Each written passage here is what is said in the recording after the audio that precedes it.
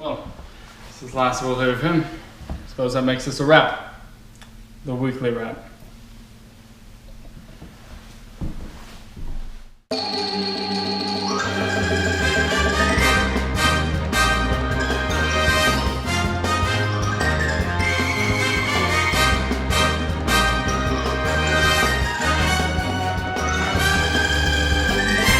Hello guys, welcome back to week number...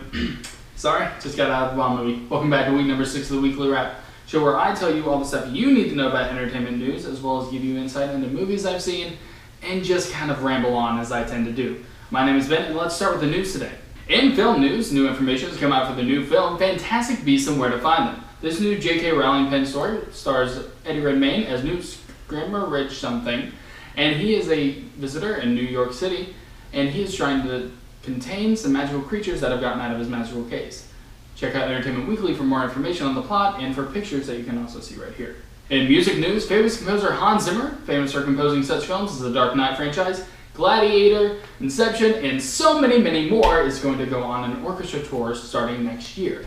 He said, "Performing a tour like this is something I've always wanted to do, and I am thrilled that the time has finally come. I am very excited to get some of my very talented friends together and give our audience an experience unlike any concert they've ever been to before."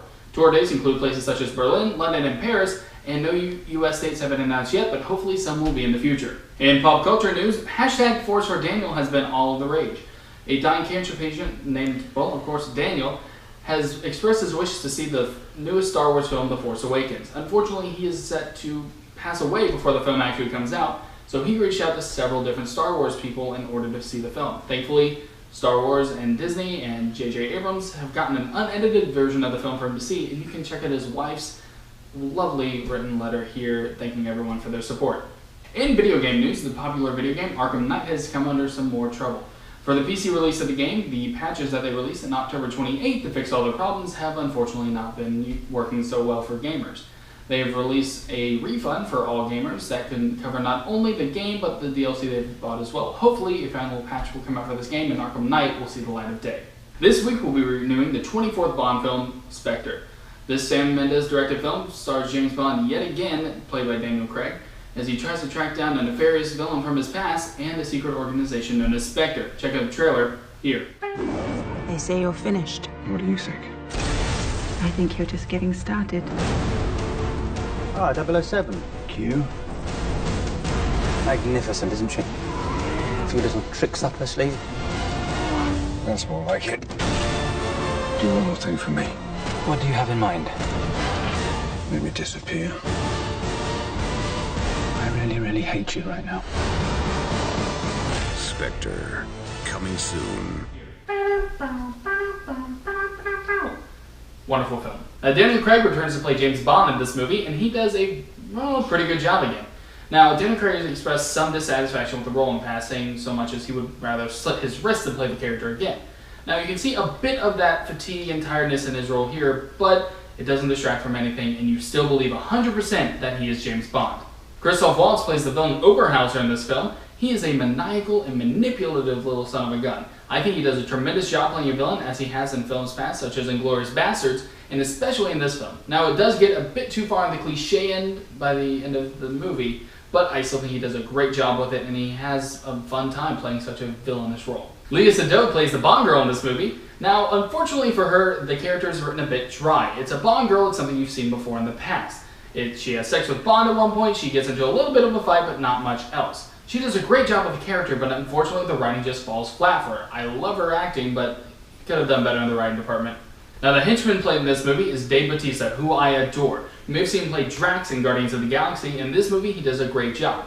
He says fewer words than Groot does, but unfortunately he doesn't need to say anything at all. He's menacing, he's brooding, and he just feels imposing in every scene. He's not only a strong character, like physically I mean, but he also feels imposing, quick-witted, and fast, and he's a great villain to go up against Bond, and honestly, he's just great. You have to see him in this role.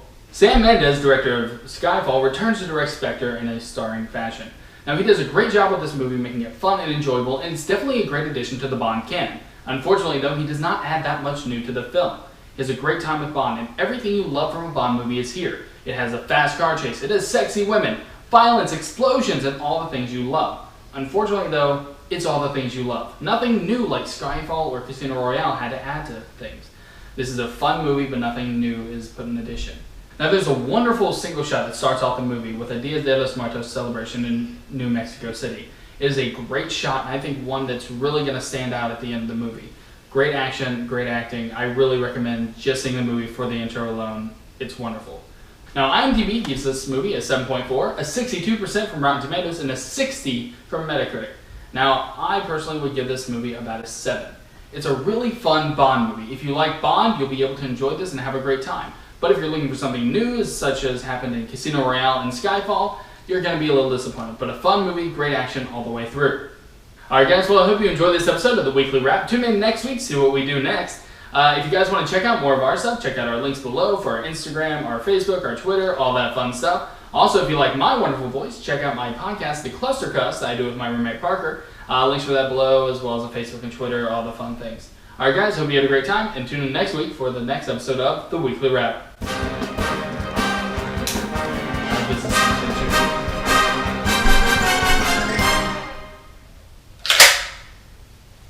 That's a wrap.